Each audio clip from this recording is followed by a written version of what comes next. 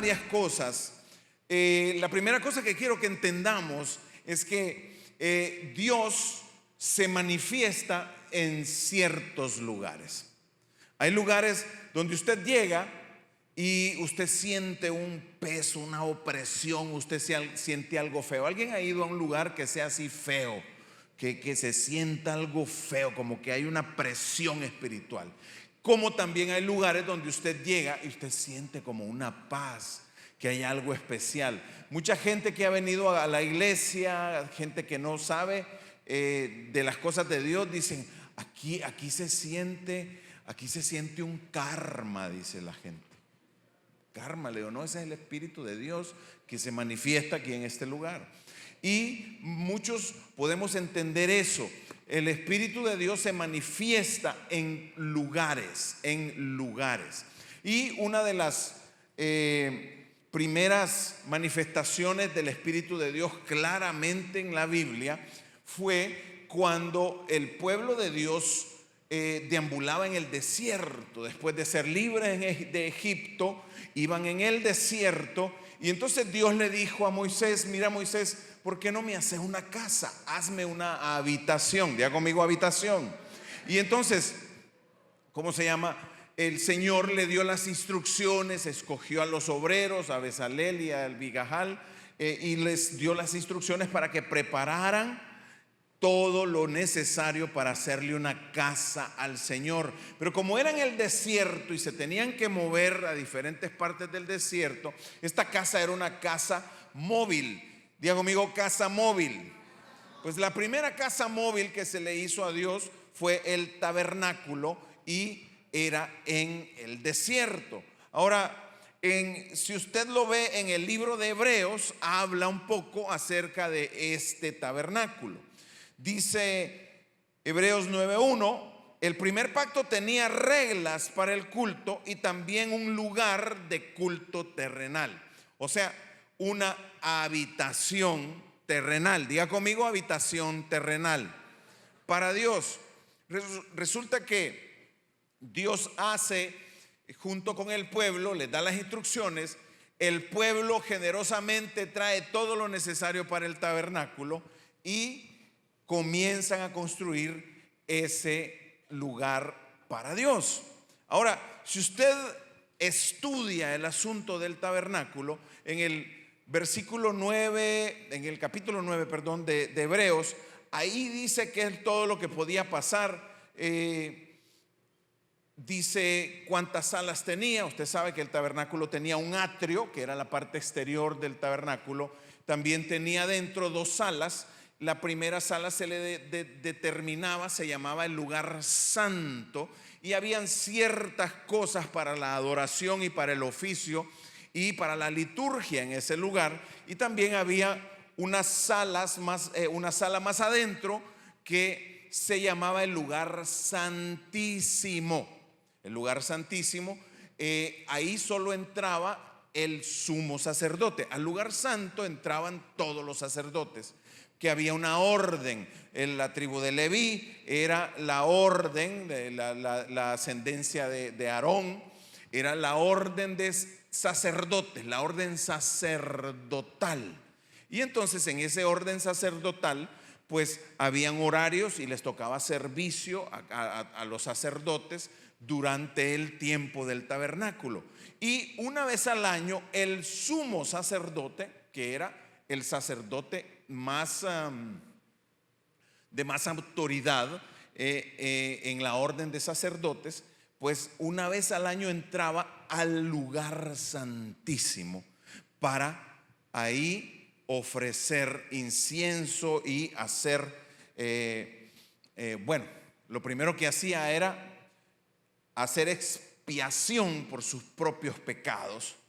Y si usted recuerda en este tiempo, todo lo que eran los pecados y cualquier falla, todo se pagaba con sangre. Diga conmigo, se pagaba con sangre. Termina Dios con el pueblo de hacer el tabernáculo, y cuando están dentro del tabernáculo, el Señor se le presenta al pueblo. y desciende Dios en el tabernáculo.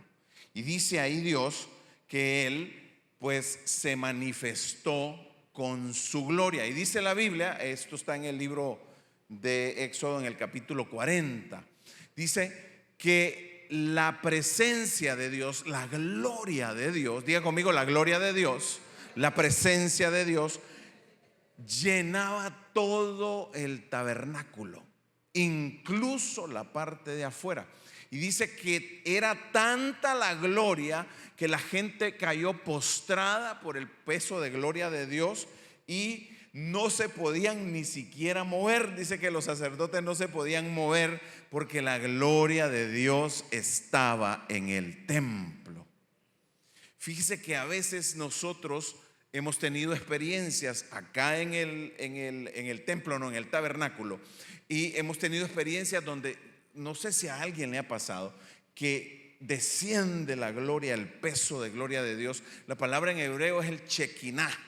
El Shekinah de Dios es una presencia tangible. Uno puede como que hasta sentir que aquí está Dios. Y hemos vivido esa experiencia y pues a uno no le queda más que postrarse, tirarse al piso y experimentar esa gloria, experimentar esa presencia, el Shekinah de Dios. En el libro de Hebreos, el apóstol Pablo les habla de todo este proceso a los hebreos, que era el pueblo, a los hebreos que en realidad eran los cristianos que eran judíos, o sea, de la tribu de Judá, o sea, que los que antes eran y servían en la religión judía, ellos ahora se convirtieron y eran cristianos. Y Pablo les comienza a explicar de todo el libro de Hebreos, en el capítulo 6, les comienza a explicar que Jesús es el sumo sacerdote. Diga conmigo, tenemos un sumo sacerdote. Entonces, como Jesús es el sumo sacerdote, Pablo aclara en el libro de Hebreos, por ahí del capítulo 7, de qué orden desciende Jesús, de qué orden sacerdotal. Porque pues el orden sacerdotal de los judíos viene de Aarón para acá, de la tribu de Judá. Entonces, pues cuando ellos están discutiendo este asunto y Pablo se los explica, les dice: Jesús no viene del orden sacerdotal de Aarón, Jesús viene del orden sacerdotal de Melquisedec. Y cuando usted estudia la Biblia y ve a Melquisedec, usted se da cuenta de que Melquisedec aparece ahí con un orden sacerdotal prácticamente eterno, porque no tiene un orden definido humano en la Biblia. Entonces todos los estudiosos y los teólogos creo que coincidimos en que el orden de Melquisedec es un orden sacerdotal eterno. Ahora, ¿por qué esto es importante? Porque Jesús no viene de cualquier sacerdocio. Jesús viene de un sacerdocio eterno. ¿Y dónde son eternas las cosas? En el cielo, en la presencia de Dios. Ahí viviremos por la eternidad todos los que hemos recibido su Espíritu. ¿Cuántos están conscientes de que viviremos por la eternidad porque hemos recibido su Espíritu? Y dice ahí que Jesús entró a hacer esta liturgia del tabernáculo, donde los sacerdotes recibían las ofrendas del pueblo en el atrio. Había una pila, había un lugar donde se sacrificaban los animales, ahí se lavaban las cosas y luego se hacía una liturgia en el lugar santo y luego una vez al año en el lugar santísimo. Y pues así eran las cosas según el sacerdocio levítico. Entonces, cuando nosotros hacemos todo según diga conmigo, esto es según la religión. La tribu sacerdotal, la tribu de Leví, venía haciendo este proceso desde que se instituyó, y Pablo nos explica que hay un verdadero tabernáculo que está en el cielo. Entonces, ¿por qué le explico esto? Porque primero, el tabernáculo de la tierra, diga conmigo tabernáculo terrenal, fue el que se hizo en el desierto. Pero el tabernáculo terrenal es una copia o una sombra, dice la Biblia, del tabernáculo celestial. Ahora Jesús, como sumo sacerdote, no entró a un tabernáculo terrenal a hacer un sacrificio, sino que Jesús entró al tabernáculo eterno por medio de su propia sangre, porque Él es eterno, porque Él sí podía entrar, y entró al tabernáculo eterno e hizo el último sacrificio necesario por hacer, que era entregar su vida Él mismo. Entonces Jesús entra al lugar santísimo en el cielo, ejerce este acto que antes se hacía una vez al año y lo ejerce de una vez por todas para toda la humanidad, y celebra entonces que la presencia de Dios es accesible a todos nosotros. Mire cómo es la cosa, que cuando Jesús hace eso, establece el nuevo pacto. ¿Se acuerda cuando hacemos la Santa Cena? Que dice esto representa, ese es un símbolo. Un símbolo es por lo general un símil, algo que se parece al original. Pero Jesús, con su muerte en la cruz, ¿se acuerda cuando la Biblia lo narra? Que cuando Él murió y dijo tetelestai, que significa consumado es, Él dice tetelestai, consumado es. Entonces dice que en ese momento tembló la tierra, tembló todo el lugar, y el velo del templo se rasgó.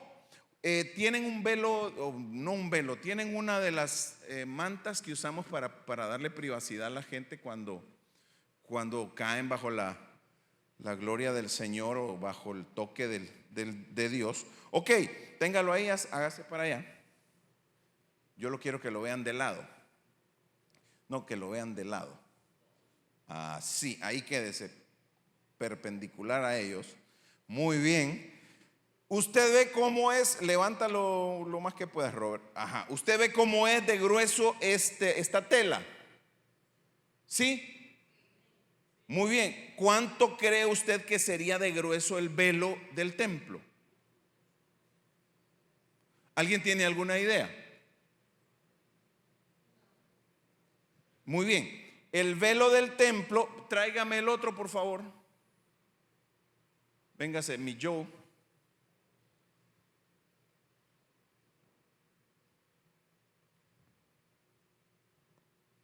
Se parece un poco más, no, se parece a, no tanto, un poquito más. Ok, ahí, por ahí, un poquito más atrás, yo, ahí. Se calcula que más o menos el velo del templo era de este grueso, porque es que cuando usted le dicen el velo, usted cree que es el velo de la novia, que es casi transparente, porque es lo que tenemos en nuestra cultura.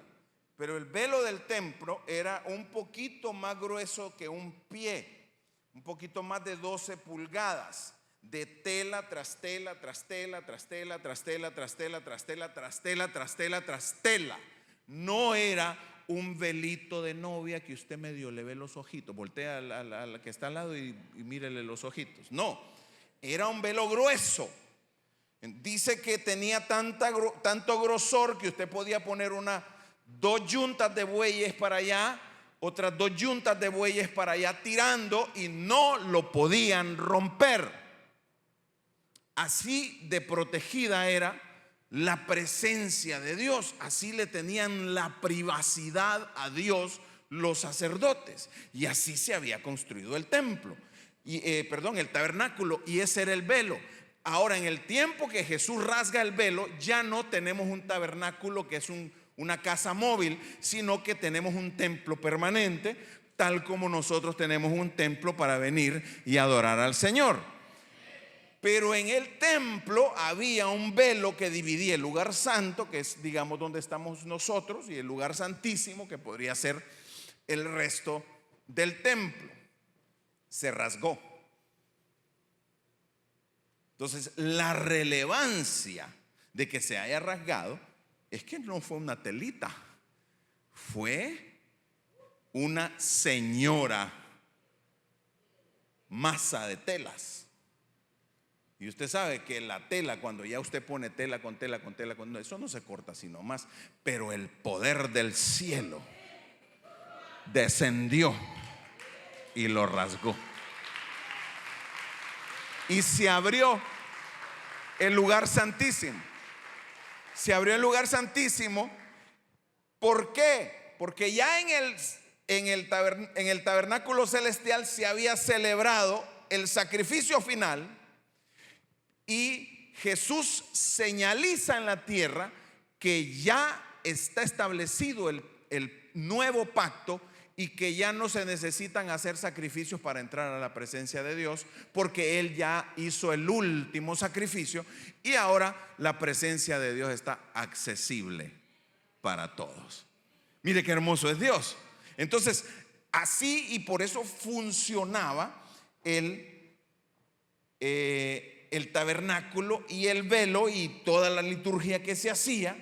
Y entonces cuando Jesús muere, rasga el velo al hacer lo que Él tenía que hacer en los cielos, entró al tabernáculo celestial. Ahora veamos lo que dice Éxodo 40, verso 34. Dice: la nube cubrió el tabernáculo, o sea el Shekinah, y dice: la gloria del Señor llenó el lugar. Dos cosas quiero dejarle claro. La primera de ellas es que para que se hiciera ese primer tabernáculo, que es sombra del tabernáculo eterno, para que se pudiera lograr, tuvieron que haber ofrendas. No sé si fue la semana pasada que le hablaba que el pueblo vino, eso está en Éxodo 25, el pueblo vino y dio, y dio, y dio. No, el 25 es cuando Dios le dice que hagan el tabernáculo. En el 35 es cuando el pueblo dio tanto que le dijeron: ya no traigan más, porque dice que se movieron los corazones generosos de ellos y fueron tan tocados, porque era para la casa del Señor. Entonces todos venían corriendo: es para la casa del Señor, y daban, y para la casa del Señor, y daban, para la casa del Señor, y daban. Y entonces se pudo construir el tabernáculo. Ahora, esa generosidad hizo posible la primera habitación terrenal de Dios. La generosidad hizo posible la primera habitación terrenal de Dios. Y fíjese que cuando Dios desciende, en el versículo 40 dice: llenó el tabernáculo. Dice que de ahí en adelante, durante el día, se levantaba una nube, una columna de nubes, se levantaba desde el tabernáculo, desde el lugar santísimo, hacia arriba, y cubría al pueblo. La nube de Dios los cubría, y por la noche era una columna de fuego la que salía y cubría al pueblo por la noche.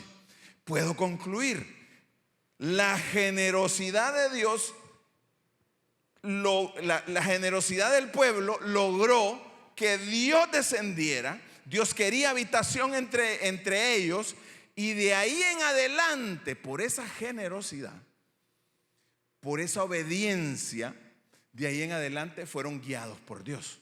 Cuando la nube se levantaba, entonces el pueblo hacía maletas y seguía en la nube.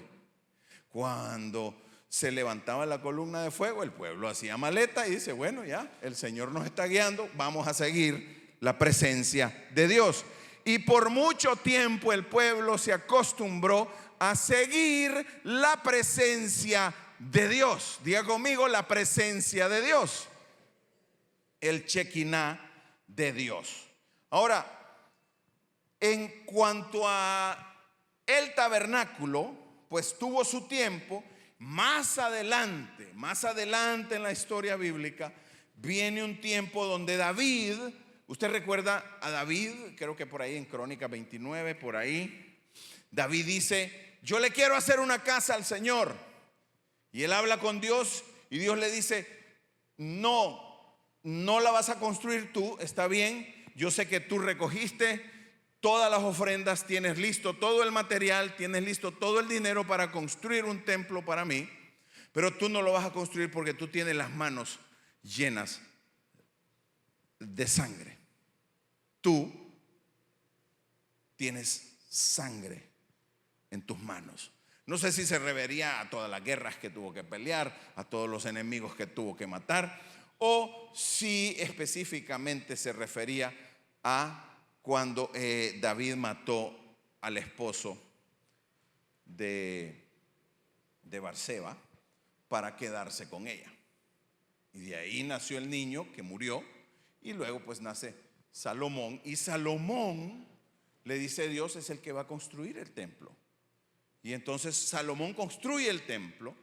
Y si usted se da cuenta, en el templo de Salomón, cuando él lo construye y lo termina, están por inaugurarlo y él hace un sacrificio de generosidad y sacrifican, entregan como, no son miles y 100,000 sacrificios de animales, holocaustos se llaman estos, cuando un animal se sacrifica y desciende fuego del cielo y lo consume, se lo quema y no deja nada. Entonces hizo, no sé si eran 1,000 holocaustos, y cada holocausto llevaba una cantidad de animales. Y después de aquel sacrificio enorme, como nunca se había visto antes, dice la Biblia que Dios volvió a descender. No había tabernáculo, no tenía casa ya el Señor, ya estaban establecidos, y le hicieron por primera vez una casa permanente. Diga conmigo, casa permanente. Una habitación para Dios en medio del pueblo. Querían tener una habitación para Dios. Y en Primera Reyes 8:10 dice: cuando los sacerdotes salieron del lugar santo, una densa nube llenó el templo del Señor. Fíjese qué cosa.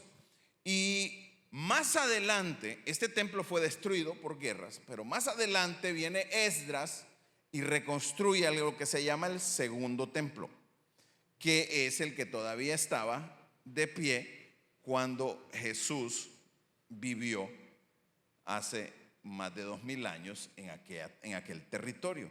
Si usted ve el libro de Esdras, también se manifiesta el Señor y dice que los sacerdotes se pusieron de pie, bendijeron al pueblo y todos gritaron: el Señor es bueno, su misericordia es para siempre. Dígale al que está a su lado: el Señor es bueno, su misericordia es para siempre. Ahora, yo puedo ver que tenemos una habitación móvil, una habitación ahora permanente en medio del pueblo, y nosotros tenemos una habitación para que la presencia de Dios se manifieste aquí en medio de nuestra ciudad, en medio de la ciudad del Doral.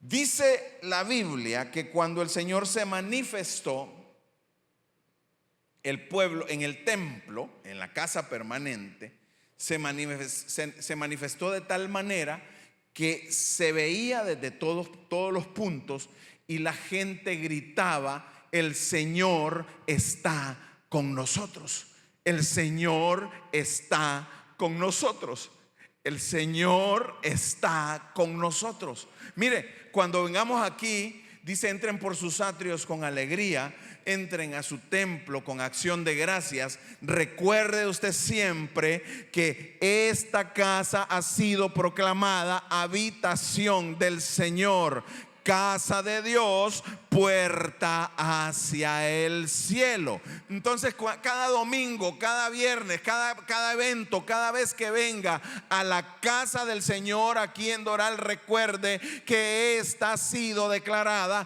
casa de Dios, puerta del cielo, habitación del glorioso, poderoso de Jehová, del Espíritu Santo, de Cristo Jesús. Esta es su casa, lo hicimos para Él, le pertenece a Él. Y el pueblo gritaba: Dios está con nosotros. Y se postraban y se tiraban al piso y decían: Dios está con nosotros, Él es bueno. Y a veces a nosotros se nos olvida. A veces entramos al templo del Señor y todavía venimos alegando y peleando, cuando deberíamos: mire, un día de esto vamos a hacer un acto de contrición aquí y vamos a dejar todos los carros allá y nos vamos a tirar todos al carro, del carro, y nos vamos a tirar al pavimento y nos vamos a venir así arrastrando. Ay, Señor, tu presencia está en este lugar, como para que honremos y reconozcamos realmente lo que significa que entramos a la presencia de Dios. Y no es cierto que en tu casa tú tienes un lugar. Yo no sé si algunos, la casa está tan poblada que no hay mucho lugar en la casa y han tenido que hacer su habitación móvil. Y algunos tienen la habitación en su carro. Allá llegan a un parqueo, se estacionan y esa es su habitación para compartir con el Señor. ¿A cuántos le ha tocado hacer habitación en el carro? Y muchos tenemos el privilegio de tener la habitación. Imagínense el privilegio que tenemos los pastores o los líderes que estamos en la casa de Dios todo el tiempo. Mire, yo a veces me quedo en la oficina, estoy trabajando, estoy viendo lo que Dios quiere hacer, lo que Dios le quiere decir al pueblo. Y yo a veces me pongo a llorar y digo: Señor, ¿yo qué hago aquí? Yo no me merezco este privilegio de servirte, de estudiar tu palabra. ¿Qué trabajo más hermoso sería solo poder estar estudiando su palabra? Hay días que ya la construcción como que ya quisiera que termine, porque ha estado un poco dura la construcción. Pero ¿sabe qué? Va a quedar más bonito para que el Señor se manifieste. Es más, ya el Señor se está manifestando.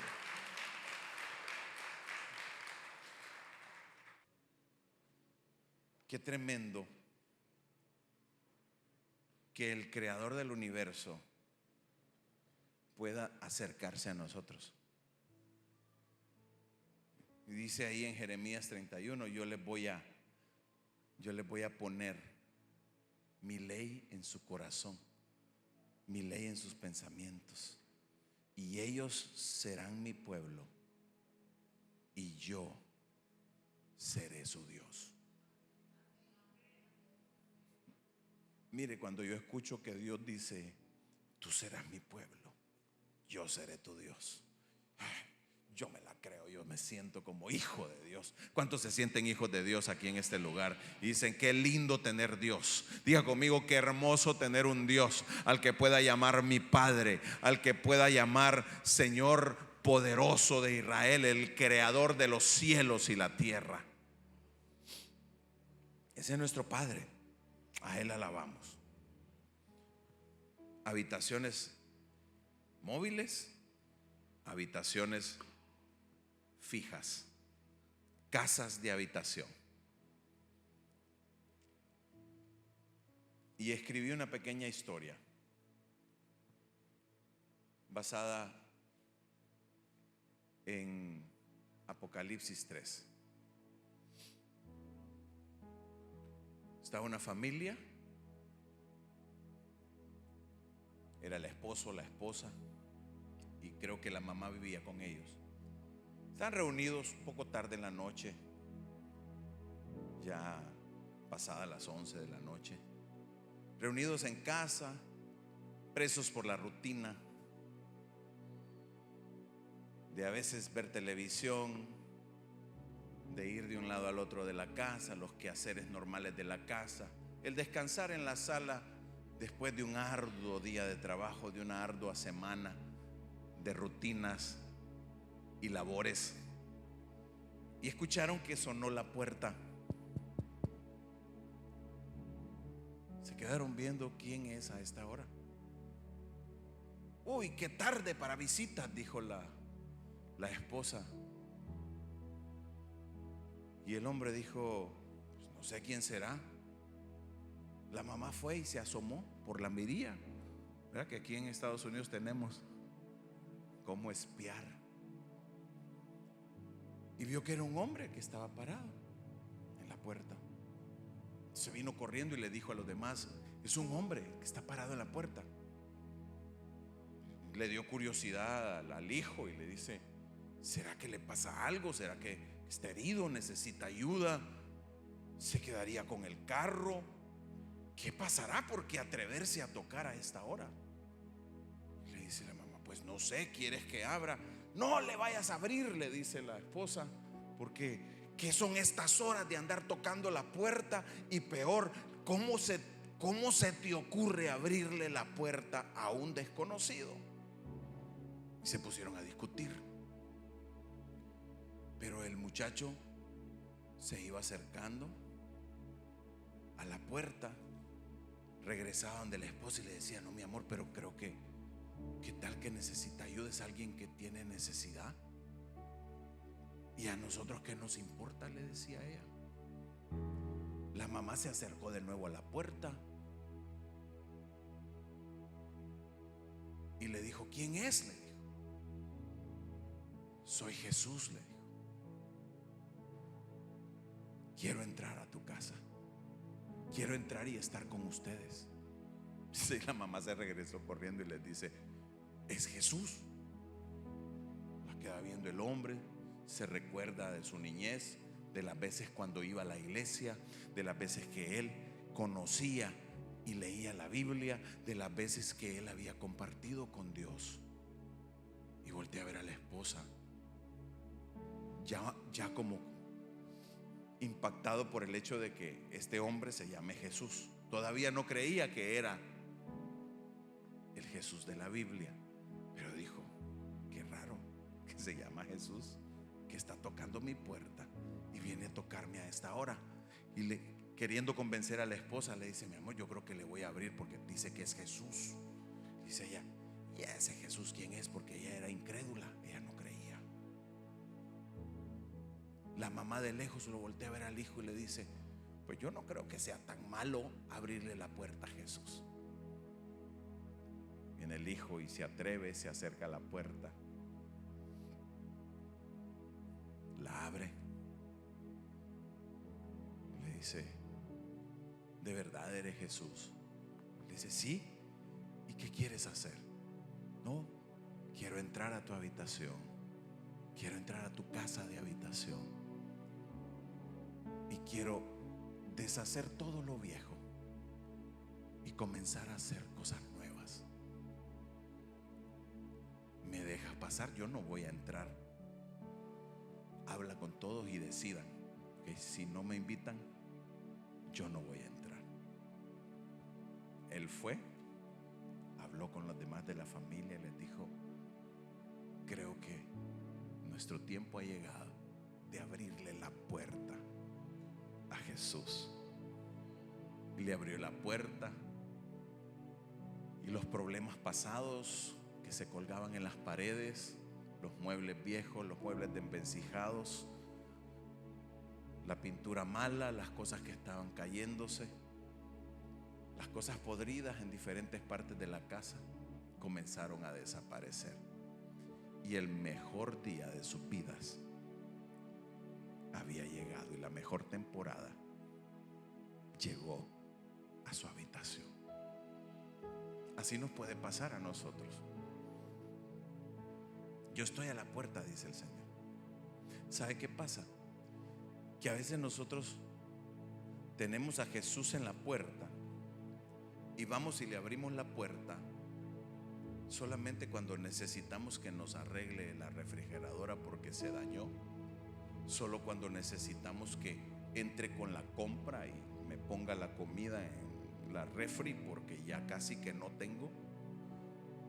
Solo le abrimos la puerta porque queremos que nos repare una pared que se rompió, queremos que nos arregle el cuero de un mueble que se dañó por el grupo pequeño saludable, por el GPS, le abrimos la puerta solo para que llegue a la sala, a lo que se ve bonito. Porque ¿cuántos tienen fe a la sala? No, la sala todos la tenemos bonita por si llega una visita, pueda ver la sala bien bonita. Pero ¿cómo están los cuartos? ¿Cómo está la última habitación de tu casa? ¿Qué ordenado tenemos los zapatos? ¿De qué tamaño es el bulto de ropa sucia? Cuando Jesús llega, Él no viene a remodelar la cocina y a cambiar un mueble que está un poco malo. No, no, no. Él viene a quitar todo. ¿Y sabe con quién llega? Con el contratista. Trae el contratista. ¿Sabe quién es el contratista? Está al lado de Jesús. Ahí está así, con todos los papeles para que usted le firme el permiso, con todos los papeles para que usted deje que Él pueda deshacer todo y comenzar a hacerlo de nuevo. El contratista se llama el Espíritu Santo. Él, el mismo que se movía sobre las aguas al principio de la creación, el mismo que abrió el mar cuando Moisés levantó la vara, el mismo que hizo milagros y portentos, el mismo que descendió aquel día en la habitación alta donde estaban buscando al Señor y pidiéndole que llegara su regalo. A veces tenemos la puerta cerrada al mejor regalo de la creación. Creo que en esta serie vamos a poder abrir nuestras puertas de par en par, que Jesús sea el dueño por contrato de nuestra casa, de nuestra vida, de nuestro corazón, y que a partir de que le entreguemos ese contrato firmado, el Espíritu Santo pueda ir hasta lo más profundo, hasta el cuarto más escondido, hasta el sótano más resguardado que tengamos. Usted ha visto que hay construcciones, que hay casas que tienen pasajes secretos, que tienen lugares que solo el dueño sabe que están ahí. Que podamos abrir aún esos lugares a los que nadie ha podido llegar, a los que no le hemos dado acceso ni aún a nuestras esposas o nuestros esposos, a los que no le hemos contado de estos lugares oscuros, ni siquiera a nuestro líder, ni mucho menos al pastor. Pero el contratista está en la puerta. Y sabe que cuando Él entre, Él no destruye, Él va quitando poco a poco y va sanando el dolor. Lo primero que saca es eso. Lo primero que va a sacar es el dolor, la angustia, la falta de perdón, la ansiedad, todos los miedos tienen que irse de mi casa y de mi habitación. Todo el dolor que hemos vivido se irá. Yo puedo ver que esta serie va a transformar no solo nuestra relación con Dios, va a transformar nuestra vida. Si realmente nos entregamos y le entregamos todo a Él. Aquel grupo de personas que estaba en la habitación en alto, el aposento alto que le llama la Biblia, pedían por el regalo que Jesús les había prometido. Era el contratista del que te hablo yo. Y tal como llegó en el tabernáculo, tal como llegó en el templo después de aquella gran ofrenda que inundó todo el templo y que toda la ciudad se dio cuenta y dijo: Dios está con nosotros. ese día descendió también su gloria en aquel lugar.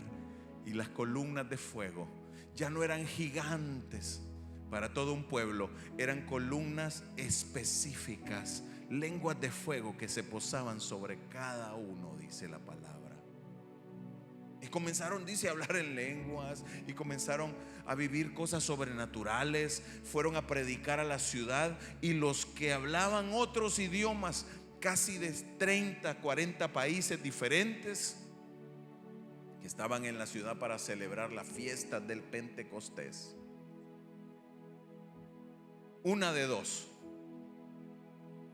o estos estaban hablando el mismo idioma que ellos hablaban, o cuando ellos hablaban, el poder del Espíritu les hacía escuchar en su propio idioma lo que ellos estaban diciendo.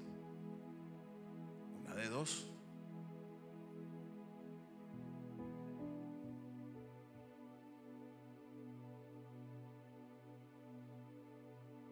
Fue tal el impacto que salieron de la habitación y se fueron por toda la ciudad y comenzaron a predicar y comenzaron a enseñar. Y ya no les importaba si los andaban buscando para matarlos, ya no les importaba lo que sucediera con ellos, porque le habían entregado por completo su vida al contratista, a nuestro Espíritu Santo. Aquel día, hijos, hijas, aquel día que dijiste: Señor Jesús,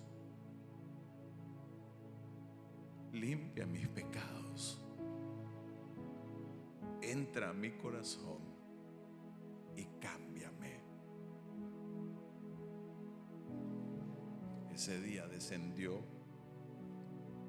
el mismo Espíritu que descendió al tabernáculo, el mismo Espíritu que descendió en los templos, el mismo Espíritu que descendió en el Pentecostés. Ese mismo día, ese mismo Espíritu entró en ti y te declaró: eres mi habitación. Dijo: eres mío. Y comenzó a vivir dentro de ti, con todas tus imperfecciones, con todo, y sabiendo que ibas a volver a pecar y a volver a fallar, y jamás se ha ido de ahí. Aquí está. Yo lo puedo sentir dentro de mí. Yo creo que hay momentos en los que ya no se trata de abrir la puerta porque ya entró.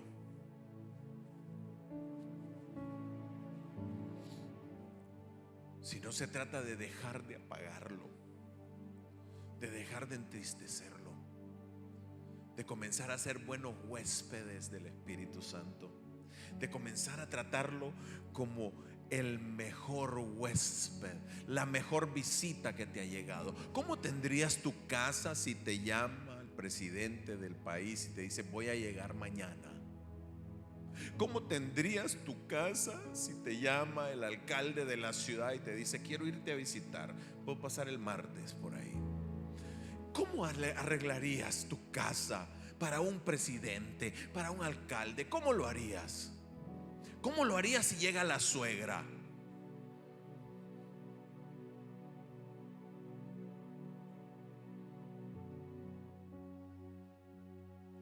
Hay amigos de la infancia, familia, que queremos impresionar y arreglamos la casa, le ponemos perfumito, hay olores, está bien barrido, bien trapeado, la refrigeradora bien ordenada, el garaje ya no se ve aquel desastre, los cuartos medio que escondimos la basurita debajo de la alfombra por si se asoman.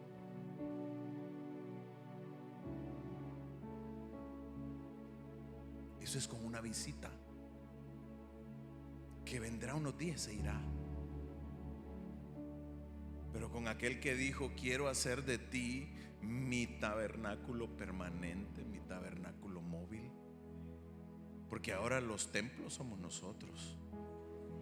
Pablo dijo: tú eres el templo del Espíritu Santo. Voltea al que está a su lado y dígale: por muy bonito o por muy feo que sea, dígale, Dios te escogió como su templo.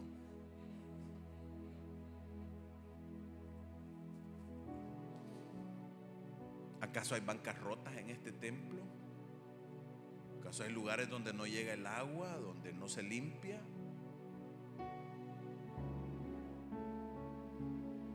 Habitación, dice la serie.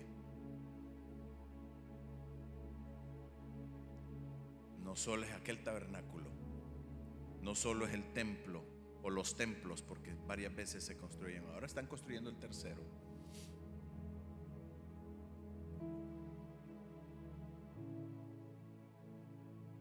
Es nuestro corazón. El espíritu que Dios nos donó, nos regaló con su soplo cuando nacimos.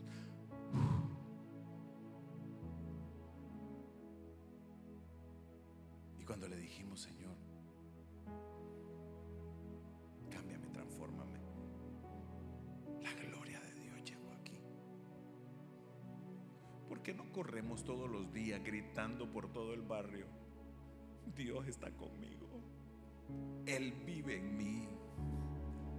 ¿Por qué poco se escucha ese grito de alegría? Él vive en mí, Él está dentro de mí. ¿Por qué nos olvidamos? ¿Por qué lo hacemos tan familiar, tan como que, bueno? Él se atrevió, aún sabiendo que le íbamos a fallar. Ahí está, y no te va a dejar, no te va a soltar. Dígale al de al lado: no te va a soltar. El Espíritu del cielo está dentro de ti. ¿Por qué no se pone de pie el día de hoy? Venga aquí al frente y dígale al Señor: Señor, quiero ser una mejor habitación.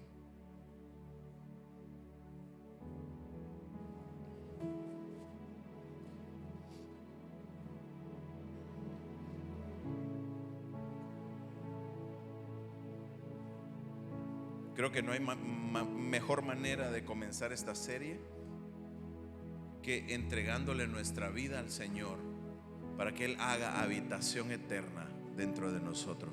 ¿Sabes qué?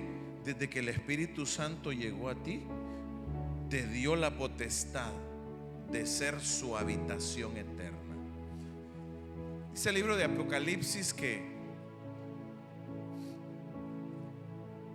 cuando la nueva tierra sea construida, el nuevo cielo, la nueva tierra, ahí vamos a vivir para siempre en medio de Dios, para siempre con Él. Pero digo yo, pero Él nos dio una gota de su eternidad y la llevamos dentro. ¿Por qué esperar al Apocalipsis? ¿Por qué esperar la nueva tierra y el nuevo cielo si lo tienes ahí dentro de ti?